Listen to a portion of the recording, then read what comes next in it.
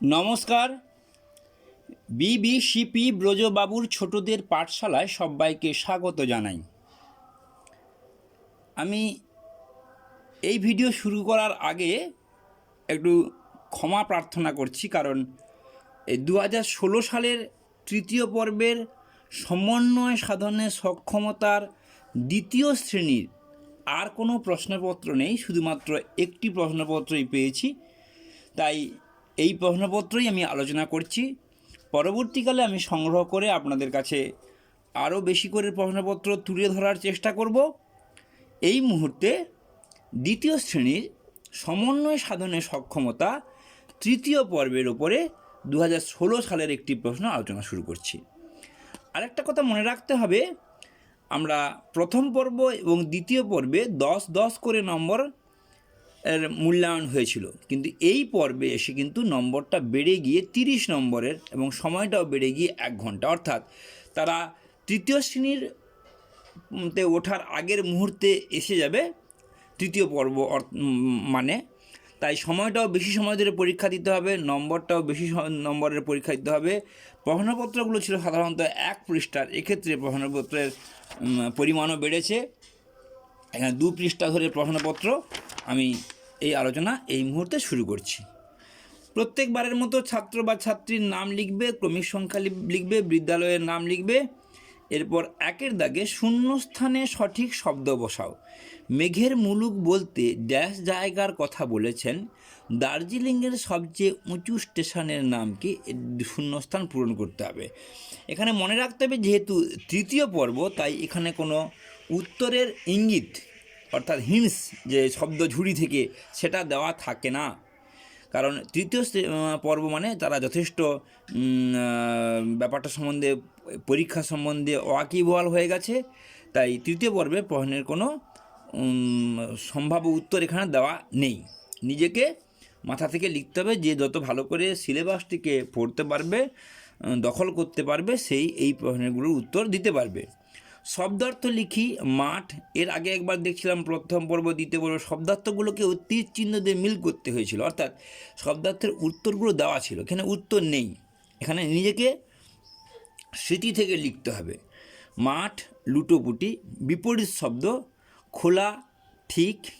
বাক্য রচনা করি, সত্য এবং বই।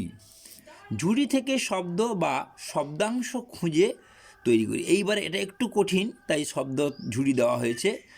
শঙ্খ, চিল। শঙ্খের সঙ্গে কোনটা মিলবে?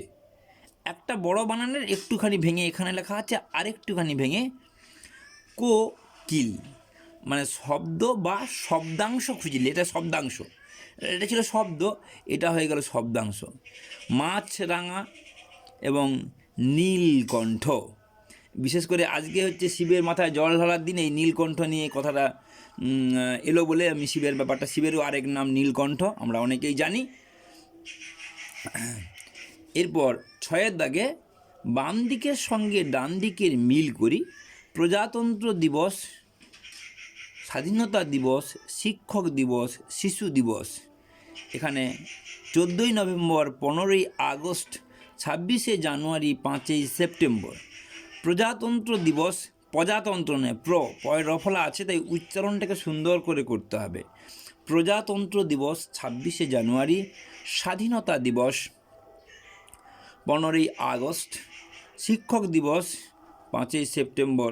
শিশু দিবস 14ই November.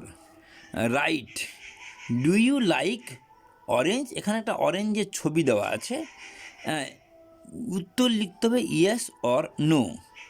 Do you like fish?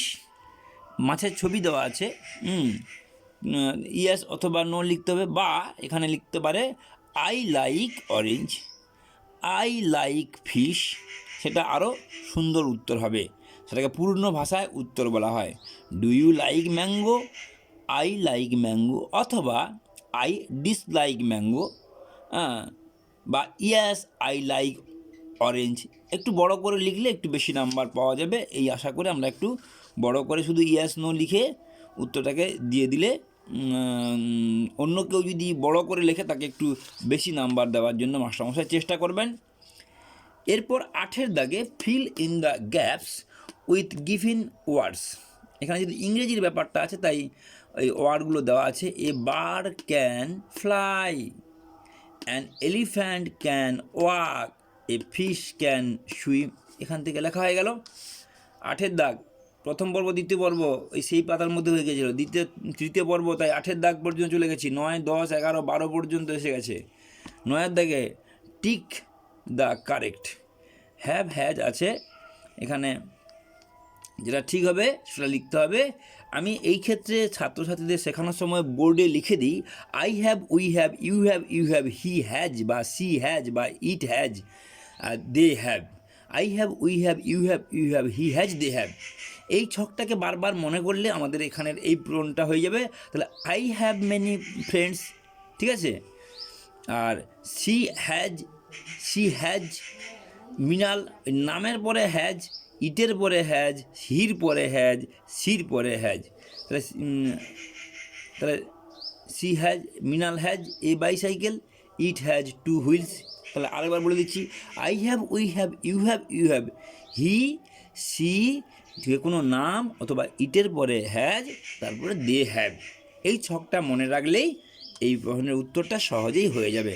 যখন ক্লাস ডেমনস্ট্রেশন দেব সেখানে আমি সুন্দর করে লিখে আরও বোঝানোর চেষ্টা করব। এখন এখানে ঘড়ি আঁকা আছে, ঘড়ির কাঁটাটি আঁকতে হবে। 2টা 30 মিনিট ঘড়ির কাঁটা এঁকে দিতে হবে, 12টা ঘড়ির কাঁটা এঁকে দিতে হবে, 4টা 30 মিনিট ঘড়ির কাঁটা এঁকে দিতে হবে। এরপর মান খুঁজে দেখি, মানে এর উত্তরটা সমান দিয়ে প্রথমে বিয়োগের কাজ করতে হবে, তারপরে যোগের কাজ করতে হবে, প্রথমে বিয়োগের কাজ করতে হবে, তারপরে যোগের কাজ করতে হবে। ভাগ গুণ,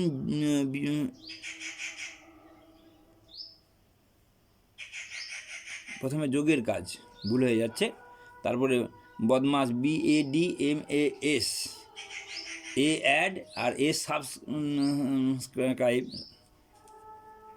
এ অ্যাড আগে যোগের কাজ তারপরে বিয়োগের কাজ করতে হবে, তবে গিয়েই সঠিক হবে। আমরা এরপরে আমি 8ই মার্চ থেকে 13ই মার্চ স্কুলে অনুপস্থিত ছিলাম। আমি কতদিন অনুপস্থিত ছিলাম? বিয়োগ করার পরে 1 যোগ করাটা কিন্তু এখানে একটা বুদ্ধিমানের কাজ ছিল, কিন্তু অঙ্কে 1 যোগ লেখেই দেওয়া আছে, নাহলে বাচ্চারা এই সময় এই ক্ষেত্রে অনেকেই 1 যোগটা লেখেনি। আমাদের এটা সিলেবাসে এই অঙ্কটা সুন্দরভাবে আছে, সেক্ষেত্রে আমরা সিলেবাসে ভালো করে অঙ্কটা শিখলে তাহলে এখানে সহজেই পারবো। এইভাবে আমরা তৃতীয় পর্ব সমন্বয় সাধনের সক্ষমতা 2য় শ্রেণীর প্রশ্ন নিয়ে আলোচনার কাজ শেষ করলাম। নমস্কার, ধন্যবাদ।